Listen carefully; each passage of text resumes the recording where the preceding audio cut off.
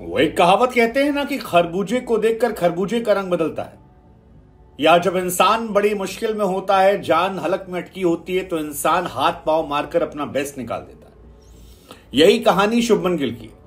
शुभमन गिल जिन्हें Prince of Indian cricket कहा गया, विराट कोहली से तुलना की गई, उसके बाद लगातार टेस्ट में फ्लॉप होते गए। आलम यह था कि उनका एवरेज 18 का पहुंच गया था बीते 1-1.5 सालों में, और अगर ओवरऑल भी देखें तो वो 27-28 के एवरेज पर खेल रहे थे।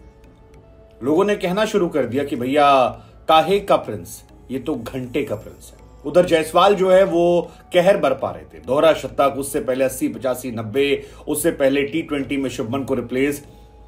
जब शुभमन गिल टीम इंडिया से बाहर होने की इतनी दूरी पर थे, तब शुभमन ने न सिर्फ अपनी जगह बचाई बल्कि मैच भी बचा ली। फिलहाल सेकेंड टेस्ट मैच में इंडिया पावरफुल पोजीशन में है। तकरीबन 400 रन की लीड जो है इंडिया के पास है। शुभमन गिल आउट होकर जा चुके हैं, लेकिन वो जो 104 रनों की पारी थी जो 70 के स्ट्राइक रेट से खेली गई, उसने शुभमन की जगह को, टीम इंडिया के मैच को लगभग बचा लिया है। इंडिया फिलहाल एक पावरफुल पोजीशन में है और लोग अब कहने लगे हैं कि भैया शुभमन फिर से इज बैक। 10 शतक शुभमन गिल के हो चुके हैं अब तक इंटरनेशनल क्रिकेट में, और ये वाला शतक स्पेशल है क्योंकि सबसे टफ, मतलब शुभमन गिल ने 6 शतक ओडीआई में मारे। ओडीआई में उनका कोई तोड़ नहीं है। मैं हमेशा कहता हूं कि ओडीआई में वो इंडिया ही नहीं दुनिया के सर्वश्रेष्ठ बल्लेबाजों में से एक है। लेकिन जहां पर बात टेस्ट और T20 की आती है, वहां पर अहमदाबाद से बाहर निकलकर उनकी एबिलिटीज को लेकर क्वेश्चन मार्क लगने शुरू हो जाते थे, और ये लगते थे, और इसकी वजह भी है। बहुत मौके दिए आते उन्हें, 12-13 मैच में फ्लॉप होने के बाद 1 शतक आया है।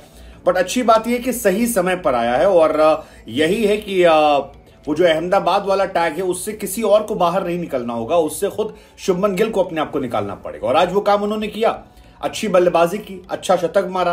वो शतक मारने के बाद राहुल द्रविड़ से लेकर उनके चेहरे पर रिलीफ था, और टीम इंडिया को भी रिलीफ था, क्योंकि जिमी एंडरसन ने जिस तरह से मैच की शुरुआत की थी और जिस तरह से रोहित शर्मा को बोल्ड मारा था, वो मेरे हिसाब से मैच को खत्म कर देने वाला था। मतलब जिमी एंडरसन आते हैं और आते ही 7वें ओवर में रोहित शर्मा और 9वें ओवर में यशस्वी जायसवाल, और दोनों प्लेयर आउट, और लगता है कि इंडिया का मैच गया, क्योंकि इंडिया एक स्ट्रांग पोजीशन में हो सकती थी, यहां से लीड ले सकती थी, लेकिन फिर सब कुछ गायब हो जाता है। रोहित शर्मा की फॉर्म जो है वो भी सवालिया निशान पैदा कर रही है। लगातार रोहित फ्लॉप हो रहे हैं, और रोहित को भी समझना पड़ेगा कि अगर कैप्टन को एग्जाम्पल सेट करना है तो उसे खुद परफॉर्म करना पड़ेगा। अदरवाइज इस मैच में 13, पिछली पारी में 14, उससे पहले 39, उससे पहले 24, उससे पहले 16, उससे पहले 39, उससे पहले 0, उससे पहले 5, 8 पारी से 4 टेस्ट मैच से रोहित शर्मा फ्लॉप है।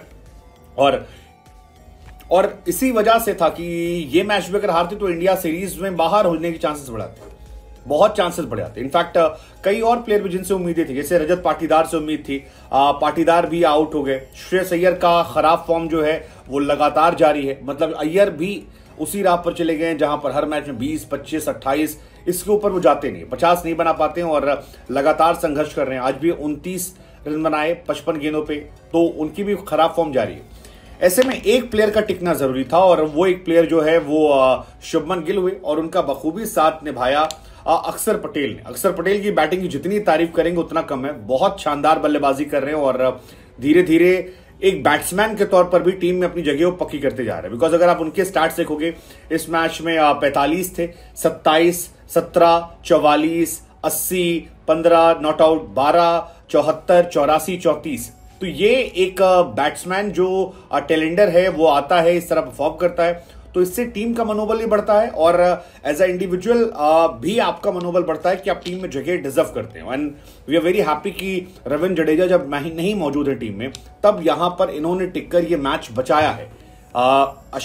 अश्विन है, भरत है, लेट्स जस्ट होप कि थोड़े से रन और बने और इंडिया जो है ठीक ठाक पोजीशन पहुंचे, बिकॉज एनीथिंग प्लस 400, उसके बाद इंग्लैंड को मैजिक करना पड़ेगा, वही मैजिक जो उन्होंने लास्ट मैच में किया था। हालांकि इंडिया बचना चाहेगी उस। खैर, शुभमन गिल के नाम रिकॉर्ड पे रिकॉर्ड दर्ज हुए हैं। शुभमन गिल उन खिलाड़ियों में आ गए हैं इंडियन प्लेयर्स की जिन्होंने 24 साल से कम उम्र में सबसे ज्यादा शतक मारे हैं। तो 24 साल से कम उम्र में जिनके शतक हैं उनमें शुभमन 3 नंबर पर है। तेंदुलकर, विराट जो है उनसे कहीं ज्यादा आगे निकल चुके हैं। तो ये कहानी जो है ये निकल कर आई है कि शुभमन आ चुके हैं। शुभमन के 6 शतक ओडीआई में, 3 शतक टेस्ट में, 1 शतक T20 में। हालांकि आई बिलीव कि उन्हें T20 पर ज्यादा फोकस करने की जरूरत है।